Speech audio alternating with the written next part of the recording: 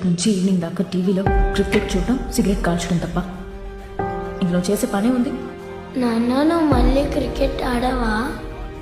నువ్వు చెప్పు, ఆడినా వద్దా?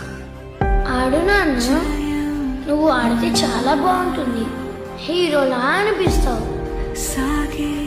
Gentlemen, do you remember Arjun? Ex-Ranji player, retired. ఇప్పుడు మన సపోర్టింగ్ స్టాఫ్ లో అసిస్టెంట్ కోచ్ గా జాయిన్ అవబోతున్నాడు. సార్, కోచ్ కాదు సార్,